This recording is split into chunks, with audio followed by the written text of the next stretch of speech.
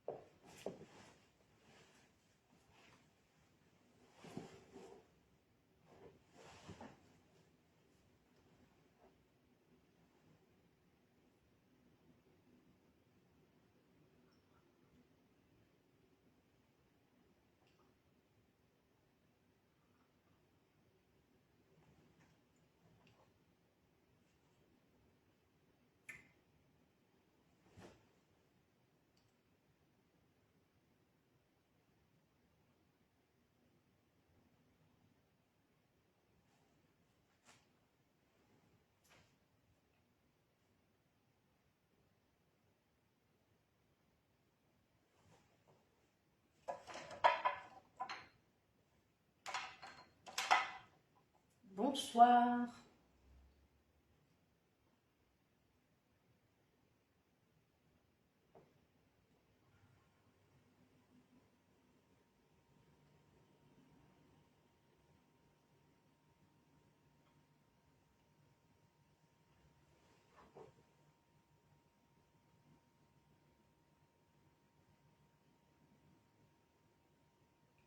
Je vais encore attendre 1 minute et puis je vais commencer.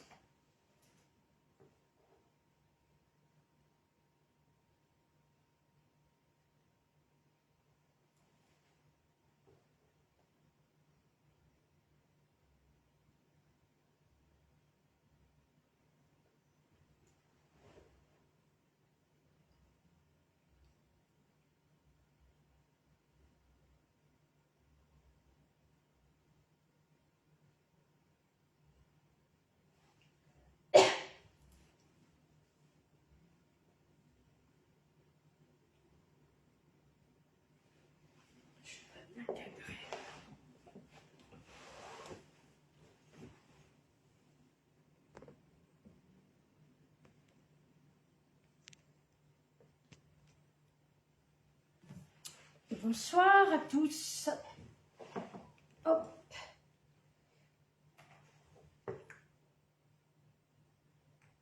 Alors, ce soir, on va parler beaucoup de la nature, des choses qui sont en rapport avec la nature. Et voilà. Comme la nature est une grande enseignante, on va se baser sur l'observation et les connaissances que nous avons par rapport à la nature. Donc ici, j'ai une jolie plante qui produit des belles fleurs, une orchidée avec des belles couleurs. Voilà, des belles feuilles bien épaisses. Et ici, j'ai dans ce pot des semences d'un fruit que j'aime beaucoup, le corosol. En fait, je crois que ça fait quand même quelques années que je les ai. J'avais mangé ce fruit et j'avais gardé les semences parce que je me suis dit un jour je vais les planter. Comme ça, je pourrai avoir aussi mes arbres de corosol qui vont produire les fruits et je pourrai aller les cueillir quand je voudrais. Maintenant, je ne sais pas dans quel sol je vais les planter. Je ne sais pas où ce sera. Mais bon, elles sont là. Donc voilà. Une semence. Je ne sais pas si vous voyez bien.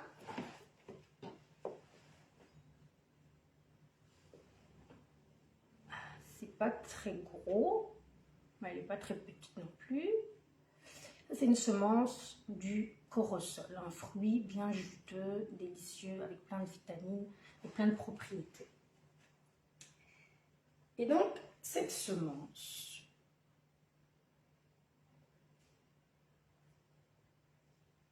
c'est petit, mais à l'intérieur, ça a une potentialité énorme. Parce qu'à partir de ça, une fois que c'est planté en terre, ça peut produire une plante, un arbre et puis des fruits. Et à partir de cet arbre et de ces fruits, il y a d'autres semences qui vont aussi être générées. Et donc on peut les planter et ça va créer, donc ça n'en finit pas. C'est vraiment un système de multiplication. Alors, cette semence est entourée d'une enveloppe constituée de plusieurs membranes. On va faire un peu de botanique en essayant de ne pas aller trop dans les détails. Donc ça contient une enveloppe avec plusieurs membranes. À l'intérieur, il y a un tissu nutritif avec tous les nutriments nécessaires pour le développement de la graine et un embryon. Quand cette graine a été fécondée, il y a un embryon qui se forme. Et donc le tissu qui contient les éléments nutritifs s'appelle l'albumène. Alors, qu'est-ce qui se passe quand cette graine se produit? Avant qu'elle ne se produise, en fait, il y a un phénomène de pollinisation, c'est-à-dire qu'un grain de pollen va féconder une ovule végétale de la fleur qui a été produite par la plante. Parce que la plupart des arbres fruitiers, avant que le fruit ne se forme, l'étape intermédiaire, c'est d'abord une fleur qui va se former et puis après le fruit va se former. Donc au niveau de la fleur, il y a un grain de pollen qui va venir féconder une ovule végétale. Donc au niveau de la fleur, il y a fécondation et il y a formation maintenant d'une graine qui va être elle est assez fragile.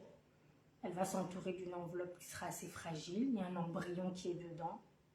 Puis elle va se développer. Elle va se développer. Puis elle va devenir beaucoup plus je vais dire plus grosse. Et les membranes vont aussi bien se développer pour bien la protéger. Et puis elle va atteindre un stade, on va dire, mature. Et là, à ce stade mature, elle a moins d'eau, moins d'oxygène, ce qui lui permet de bien faire face à tout le monde extérieur, l'environnement extérieur. Et voilà. Et donc, l'embryon s'est développé. Et là, maintenant, la graine attend l'étape suivante pour pouvoir continuer son développement. Et là, elle est en phase dormante. Elle dort.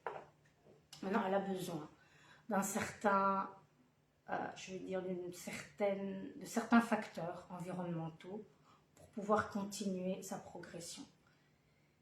Alors, ces facteurs sont une température adéquate, une humidité adéquate et une lumière adéquate. Une fois que cette graine se trouve dans un environnement adéquat, surtout avec l'eau, si elle rencontre de l'eau, elle va gonfler, elle va augmenter de volume, les membranes vont devenir plus perméables. Et qu'est-ce qui va se passer si elle est en terre?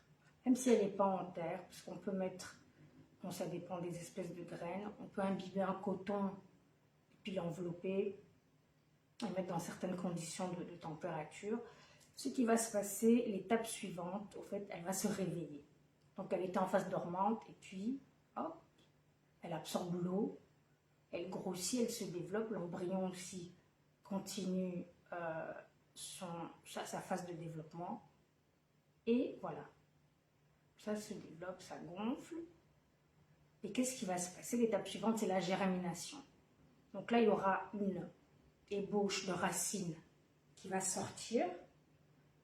La première chose qui va sortir, c'est l'ébauche de racines. Donc si cette plante, elle est dans la terre, l'ébauche de racines va sortir parce qu'elle va aller chercher l'eau dans la terre. Et puis, il y aura l'ébauche des jeunes feuilles qui vont aussi sortir par le dessus. Elles vont monter. Donc tout ça, ça se passe, là on est en dessous de la terre. Donc on est là. Ça se passe là. Et puis les jeunes pousses vont sortir, vont percer la membrane. Elles vont sortir, sortir, sortir. Elles vont céder des éléments nutritifs qu'il y a dans la semence. Et puis elles vont percer et elles vont sortir de la terre. Et en même temps, la petite formation de la racine là va aller prendre l'eau et puis ça va grossir, ça va se développer.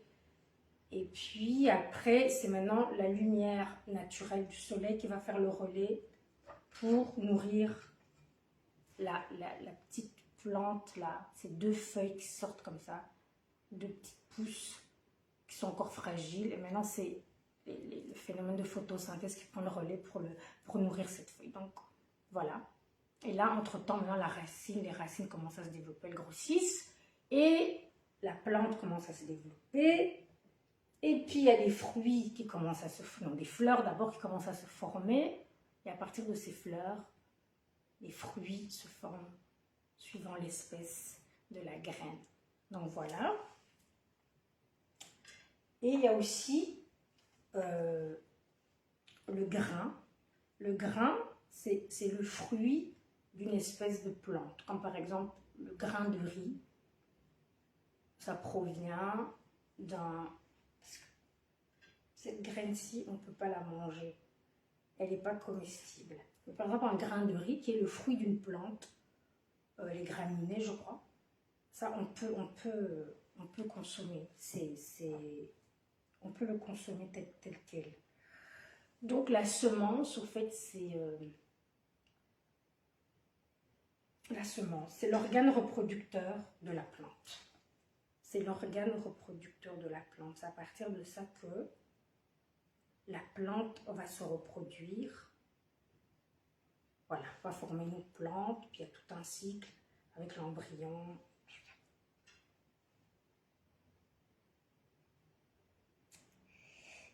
Et on va faire l'analogie donc de la plante, le développement de la semence en une plante, puis en un arbre qui porte des fruits, avec la parole. Ici, on voit bien les racines.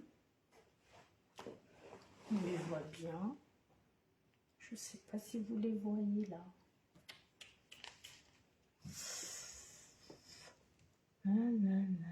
Oui, elle est vraiment belle cette fleur, absolument. On voit bien, magnifique.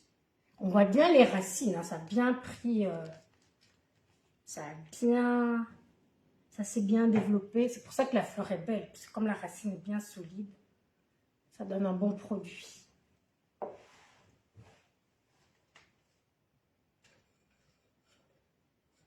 Et là, on va faire l'analogie avec la parabole du semeur que Jésus a donnée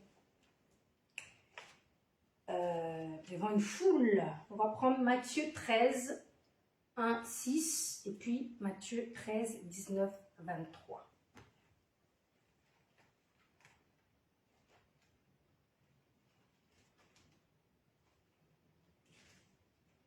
Alors, Matthieu 13, 26, il est écrit, « Ce même jour, Jésus sortit de la maison et s'assit au bord de la mer. Une grande foule s'étant assemblée auprès de lui, il monta dans une barque et il s'assit. Toute la foule se tenait sur le rivage. Il leur parla en parabole sur beaucoup de choses et il dit, « Un semeur sortit pour semer. Comme il semait, une partie de la semence tomba le long du chemin. Les oiseaux vinrent et la mangèrent. Une autre partie tomba, donc il est en train de semer, une autre partie tomba dans les endroits pierreux où elle n'avait pas beaucoup de terre. Elle leva aussitôt parce qu'elle ne trouva pas un sol profond. Mais quand le soleil parut, elle fut brûlée et sécha faute de racines. Une autre partie tomba parmi les épines. Les épines montèrent et l'étouffèrent. Une autre partie tomba dans la bonne terre. Elle donna du fruit, un grain 100, un autre 60, un autre 30. Que celui qui a des oreilles pour entendre, entende. » Alors, on est toujours dans Matthieu 13, 19, 23. Là, Jésus donne l'explication à ses disciples de cette parabole. Il leur explique ce que ça veut dire. Alors, il dit, « Lorsqu'un homme écoute la parole du royaume et ne la comprend pas, le malin vient et enlève ce qui a été semé dans son cœur. Cet homme est celui qui a reçu la semence le long du chemin. Celui qui a reçu la semence dans les endroits pierreux, c'est celui qui entend la parole et la reçoit aussitôt avec joie. Mais il n'a pas de racine en lui-même, il croit pour un temps, et dès que survient une tribulation ou une persécution, à cause de la parole, il y trouve une occasion de chute. Celui qui a reçu la semence parmi les épines, c'est celui qui entend la parole, mais en qui les soucis du siècle et les séductions des richesses étouffent cette parole et la rend infructueuse. Celui qui a reçu la semence dans la bonne terre, comme ici, c'est une bonne terre, c'est celui qui entend la parole et la comprend, il porte du fruit et un grain en donne 100, un autre 60, un autre 30. Voilà. Alors moi, je vais partager un peu ma réflexion sur ce passage des Écritures. Alors là, c'est clair. Là, le Seigneur lui-même, il a expliqué ce que voulait dire la semence, c'est la parole du royaume. La terre, c'est la personne qui reçoit, mais c'est plus au fait le cœur de la personne. Les différents endroits où la semence tombe, on peut dire c'est les conditions pour porter du fruit. Et là, j'ai décelé, on va dire, 4 niveaux de cheminement de la parole. D'abord, la parole du royaume, il faut l'entendre. Et puis, il faut la saisir intellectuellement. Et puis, il faut la comprendre. Et puis après, on la reçoit dans le cœur. On pourrait dire, mais si on la saisit intellectuellement, on la comprend. Mais non, parce que je peux être dans un local avec des personnes. Moi, je suis un peu à l'écart et puis il y a des personnes qui parlent un peu plus loin. Je peux ne pas entendre ce qu'elles disent, je suis occupée. J'entends qu'elles parlent, mais je ne fais pas attention. Mais j'entends quand même, mais je n'écoute pas. Maintenant, je peux écouter et saisir intellectuellement ce qu'elles disent. Si elles parlent d'un sujet que je ne comprends pas, que je ne connais pas, je vais entendre, je vais écouter et puis je vais saisir. Elles parlent de, je ne sais pas moi, l'aéronautique, je vais saisir certaines choses, mais je ne comprends pas. C'est un sujet que je ne maîtrise pas. J'ai peut-être un peu de notions sur le sujet, alors je ne comprends pas exactement ce dont elles sont en train de parler. Donc la troisième étape, c'est comprendre. Et puis une fois qu'on a compris, il faut maintenant la recevoir dans le cœur. Donc ça se passe d'abord au niveau lui, il faut comprendre l'intellect, et puis après le cœur va recevoir ça. Alors le long du chemin, on peut dire qu'ici, la personne, c'est arrivé dans le cœur, parce que il est mis que le malin vient et enlève ce qui a été semé dans son cœur. Il y a une étape que cette personne n'a pas pu manifester, c'est la compréhension. Donc la personne a entendu, elle a saisi intellectuellement, mais elle n'a pas compris. Mais elle a reçu quand même dans le cœur. Et le fait qu'elle n'a pas compris, donc elle ne sait pas l'appliquer, elle ne sait pas quoi faire avec, le malin vient et il prend cette parole. Il lui enlève du cœur. Alors, l'autre partie qui tombe dans les endroits pierreux, c'est une personne, donc c'est une terre qui a des pierres. Quand on met la semence dessus, il y a peut-être des grains qui vont arriver au niveau du sol, il y en a beaucoup qui seront sur les pierres, et puis c'est pas vraiment un milieu propice pour que, la germination se fasse convenablement. Et donc, cette personne, elle arrive aussi, quand même, ça arrive quand même dans le cœur. La semence arrive quand même dans le cœur.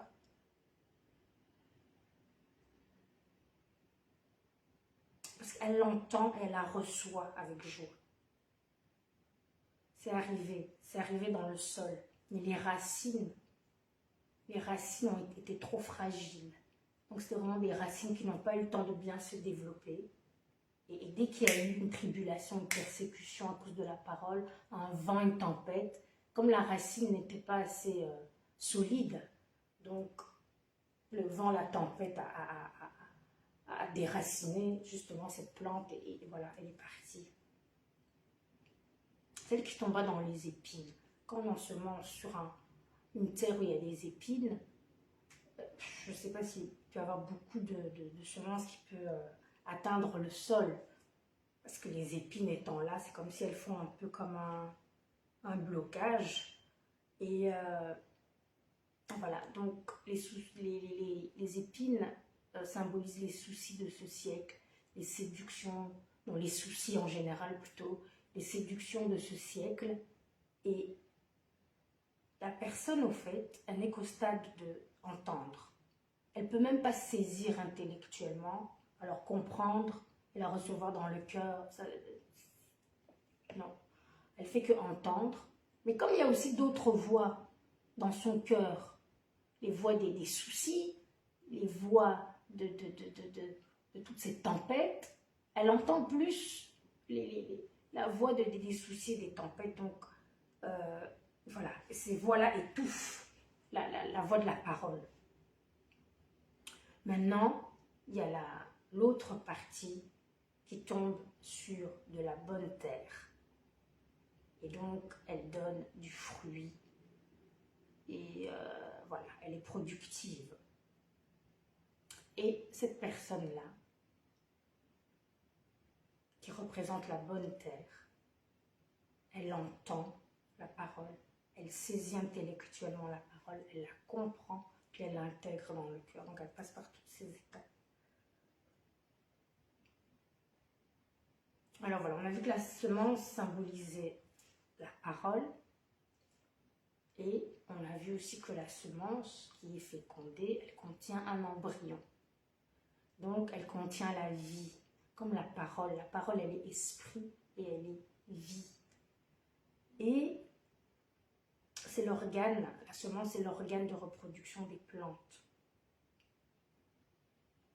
La reproduction, c'est ça qui amène la vie, même chez l'être humain.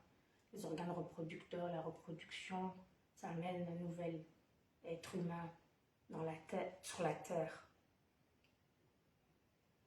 La terre symbolise le cœur. le cœur de l'homme.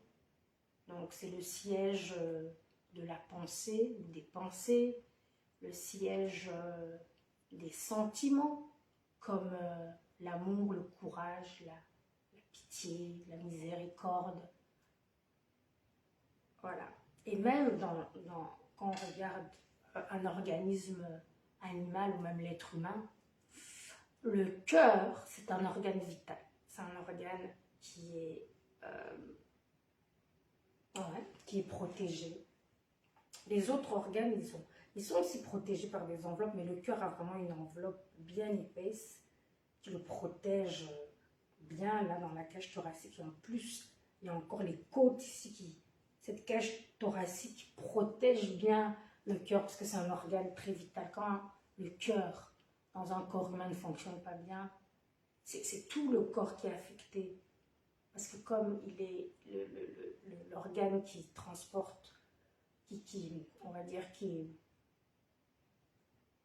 propulse le sang dans tout le corps, et donc qui oxygène les tissus, quand le cœur a une déficience, c'est vraiment tout le corps qui est déficient.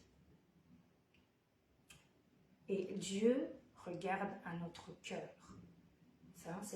C'est la centrale des choses. On dit aussi, il y a des expressions en français, le cœur de quelque chose, c'est le centre d'un ensemble.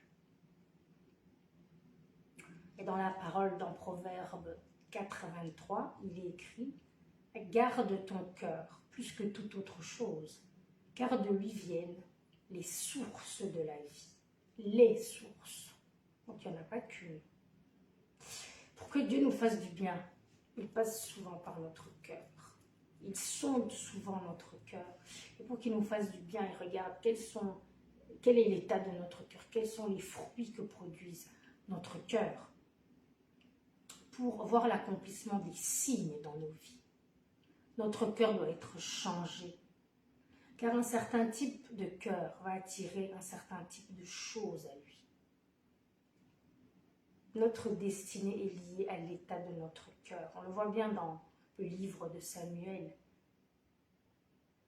L'Éternel a dû changer le cœur de Saoul pour qu'il puisse entrer dans les choses qu'il avait prévues pour lui.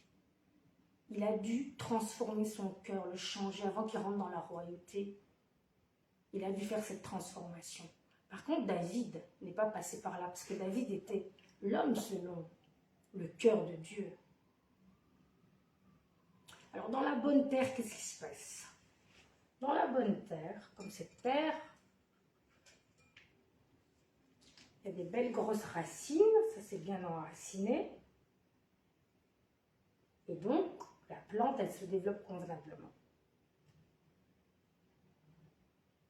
Donc, on doit vraiment laisser la semence se développer dans notre cœur. Maintenant, moi, j'ai commencé à avoir une réflexion. Je me suis dit, mais bon, la semence. Au fait, la semence utilise la terre pour pouvoir se développer, pour continuer son développement, puisqu'elle était dans un stade dormant.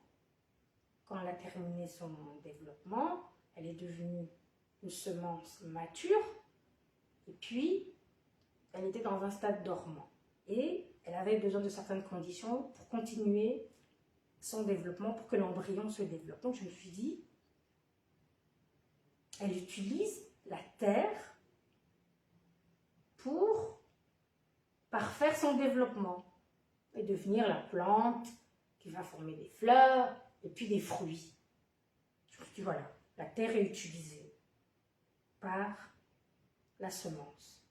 Après, je me suis dit, non, il faut voir les choses autrement.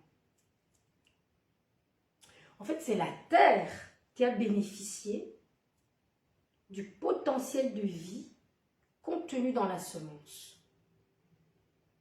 Donc, j'ai vu les choses, j'ai regardé les choses sous la perspective de la terre. Cette terre, elle a bénéficié de tout le potentiel, cette puissance de vie qui était contenue dans cette semence. Quand on va par exemple dans des dans des champs, je ne sais pas quelle période, peut-être au printemps, ça dépend peut-être de l'espèce je veux dire, de grains ou de graines qu'on doit avoir, peut-être en automne ou au printemps. On arrive dans certains champs, ils ont été labourés, et puis la terre, elle est retournée. Et puis quand on revient, quelques mois après, les plantes ont poussé, les blés ont poussé. En fait, on ne reconnaît même pas l'endroit. On se dit, ah, là, c'était là où j'étais. Je suis venue il y a 3 mois. Donc, tout a changé. Il y a eu une transformation. Ça a poussé. Puis, c'est là où je me suis dit, mais non, en fait, c'est la terre qui bénéficie de tout le potentiel de vie qu'il y a dans cette semence. Et la terre est transformée par des semences. Et donc, la semence a rendu la terre fertile.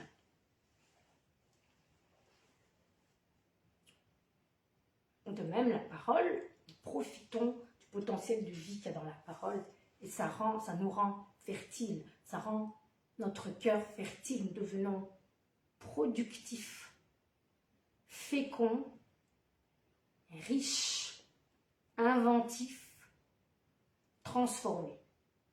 C'est ça la semence, ce qu'elle fait en nous. C'est la définition de devenir fertile. Il y a la richesse, l'inventivité, la fécondité, la transformation. Alors on peut se demander, mais pourquoi est-ce qu'on doit porter du fruit?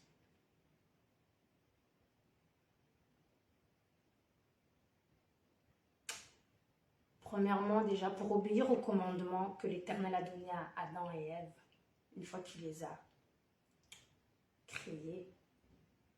Il leur a dit, soyez féconds, multipliez. Et puis aussi, nous devons porter du fruit pour glorifier le Père, pour devenir disciples de Jésus, comme il est écrit dans Jean 15, 8. Et si nous portons du fruit, nous recevons ce que nous demandons au Père, au nom de Jésus. Parce que nous pouvons demander, nous avons nos requêtes que nous faisons auprès du Père, au nom de Jésus. Et si le Père ne voit pas le fruit qui vient de sa parole en nous, c'est difficile, ce sera très difficile d'obtenir ce que nous demandons. Alors, cette parole, qu'est-ce qu'elle fait en nous? On a déjà la réponse, une partie de la réponse. Elle nous rend fertile, ça on l'a vu. Elle nous transforme, comme elle transforme une terre qui a été labourée puis ensemencée. Il n'y a rien dans la terre, enfin il n'y a rien qui sort de la terre. Peut-être dans la terre il y a sûrement des insectes, des vers de terre, ça reste dans la terre, mais il n'y a rien qui émerge, qui émane de cette terre.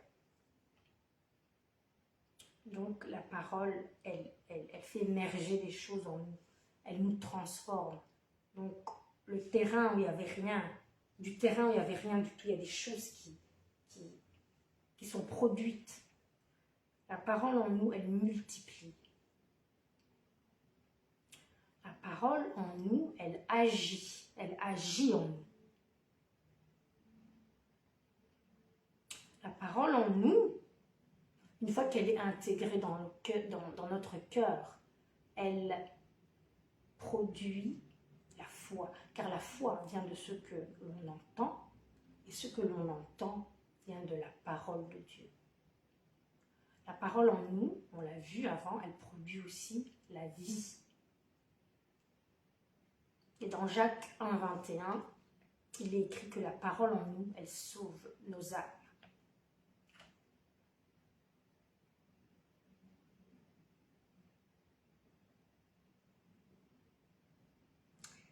Voilà, alors pour les terres qui ne sont pas de bonnes terres, donc le long du chemin, une terre avec des épines, ou une terre pierreuse, qu'est-ce qu'il faut faire? Donc, qu'est-ce qu'il faut faire quand on ne comprend pas la parole? Bien, avant de la lire, il faut demander au Seigneur qui nous aide à la comprendre, parce que c'est pas facile de comprendre la parole. Il y a des mystères et c'est pas toujours facile. Donc, avant de la lire, demander au Seigneur de nous aider à la comprendre. Quand il y a des tribulations, une persécution, donc ça c'est la terre pierreuse, c'est-à-dire que on manque de persistance, on ne tient pas bon, donc la parole elle est arrivée dans notre cœur, mais faute de racines, quand ces tribulations, ces persécutions arrivent, la parole elle sort de notre cœur. Qu'est-ce qu'il faut faire? Quand nous sommes une terre épineuse, donc les soucis du siècle et la séduction des richesses étouffent cette parole. On est à l'étape numéro 1, on ne fait que l'entendre, on ne passe même pas aux autres étapes.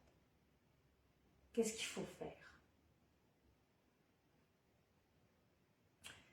Ce n'est pas facile, parce que quand on a des tribulations, des persécutions, des soucis, le but de toutes ces choses, c'est justement de remplir notre pensée, notre cœur de plein de choses pour qu'on soit focalisé, on dépense notre énergie sur ça au lieu de regarder à l'essentiel. Et voilà, c'est garder son cœur.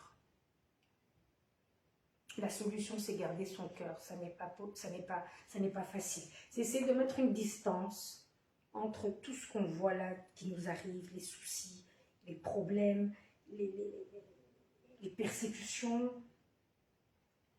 et justement tourner nos regards vers le Seigneur. Mais bon, c'est pas facile, parce qu'on aura tendance à plus tourner nos regards vers ces persécutions, ces problèmes, ces tribulations, alors qu'on doit se faire violence, se dire ok, ça m'arrive, ok, je ne veux pas que mon cœur soit atteint, je garde mon cœur, maintenant je regarde à la parole, qu'est-ce qu'elle me dit dans ces circonstances, quand je suis persécutée, qu'est-ce que je dois faire, quand j'ai des problèmes, qu'est-ce que je dois faire, quand je suis inquiète, qu'est-ce que je dois faire.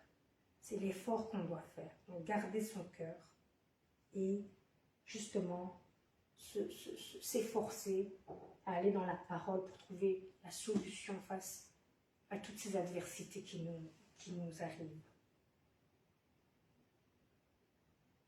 Voilà, c'était ma pensée et le développement de la pensée que j'avais sur cette parole.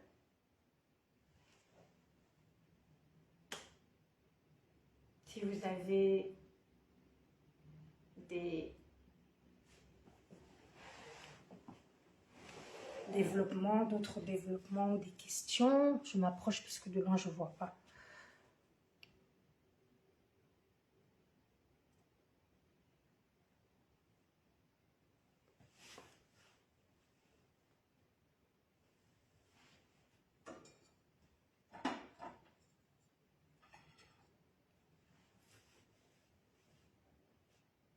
Merci beaucoup.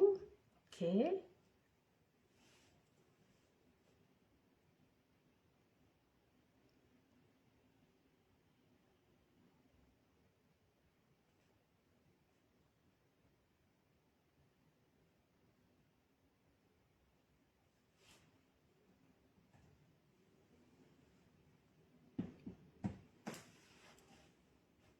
Voilà, on va terminer notre tranche victoire d'aujourd'hui.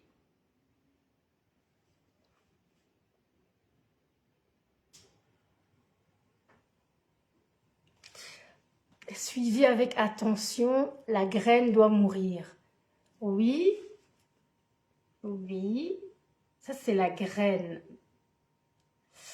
Mais ici, j'ai plus développé le côté développement de l'embryon qui amène la vie. Mais c'est vrai que la graine, finalement, elle meurt.